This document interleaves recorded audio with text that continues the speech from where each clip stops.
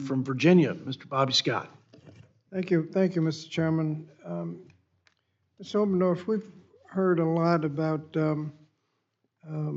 both sides, this and both sides the other. You know, and you've pointed out that balancing is balancing revenues and spending. If you want something, you have to pay for it. If you're not willing to pay for it, you don't get it. I mean, it's fairly straightforward. And if you're willing to pay for something, you can be in balance if you just pay for it. The last time we saw both one side missing was in the Clinton budget. Are you familiar with the Clinton budget in 1993? A little bit, Congressman, yes. Okay, well, one side passed the budget without a single Republican vote. We passed the Clinton budget, and as a result, what happened to deficits after the Clinton budget passed? So you're right, Congressman, that the Reconciliation Act in 1993 was passed on strict party line vote. But as you know, subsequent to that, there was a set of discussions, arguments, and ultimately compromises between President Clinton and the Congress. By the end of the Clinton administration, the budget was in surplus, which was at the time a rare thing and obviously has not been repeated since that period. Well, wait a minute, you said there were compromises. Gingrich tried to dismantle the budget when he came in 1995, and Clinton did not budge. He let the government get shut down rather than capitulate and ruin his budget. And basically, the Clinton budget from 1993 stayed pretty much intact for the Clinton administration. And what was projected to happen in 2008 if the budget kept going the way it was going?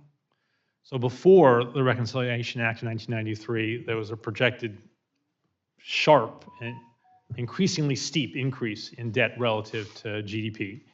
And by the end of the Clinton administration, as you noted, debt not only stabilized relative to GDP, but in fact the government was running surpluses. My reference to enough to pay off the national debt held by the public by 2008?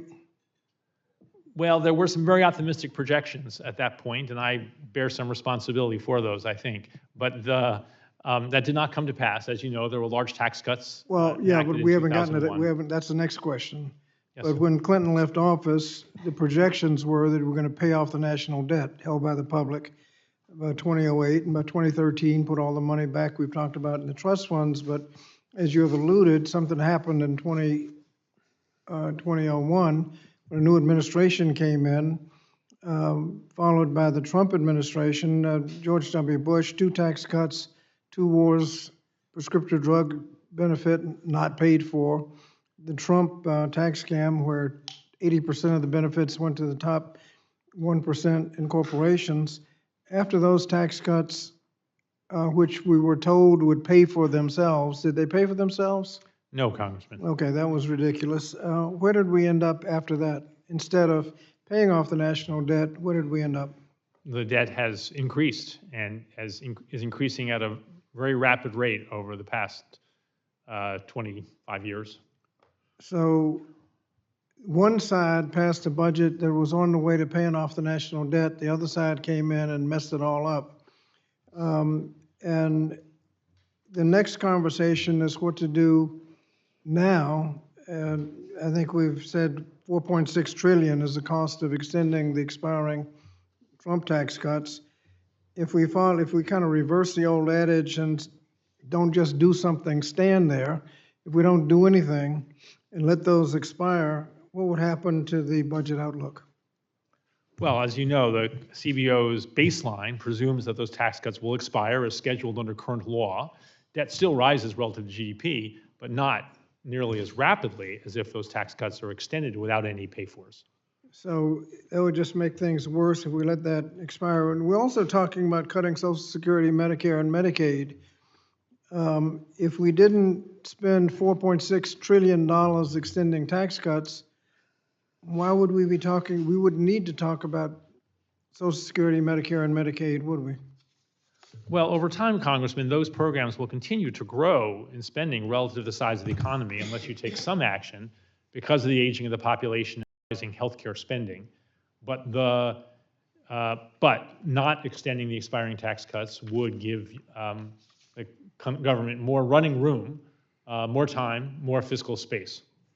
My time is about to expire. I think Mr. Walker mentioned DOGE, the efficiency group, which has efficiency committee that starts off with 2 chairmen, which is an interesting way to talk about efficiency. But the optimistic view would be hundreds of billions in savings, and we're talking about $4.6 trillion in extending tax cuts. Obviously, even at the most optimistic, that's not going to come close to paying for those tax cuts. And we've heard a lot about constitutional amendments as a cure. I think we have to look at the possibility that a constitutional amendment could actually make things worse. One version just simply said that if you pass a budget that's balanced, you need a simple majority, but if it's not in balance, you need a 2/3 majority, which would include a deficit reduction plan. And so if you need a meaningful, painful deficit reduction plan under that constitutional amendment, you need a 2/3 vote. Well, the same thing is that you need for a unbalanced budget without any limitation. I think the gentleman. And I would suggest, Mr. Chairman, just finally one more sentence, that to get those last few votes, it would be more expensive and less likely that you'd have a fiscally responsible budget than not. And so I think we have to be very careful when you talk about these schemes that might rescue us. I think the gentleman. Thank you, I Mr. thank the Chairman. gentleman from Virginia, and now I'm going to give at least 6.5 minutes to the other gentleman from Virginia. Look, we were doing about 6 minutes a clip. This is a great conversation, thoughtful on both sides, and I don't know of a conversation more important that happens so infrequently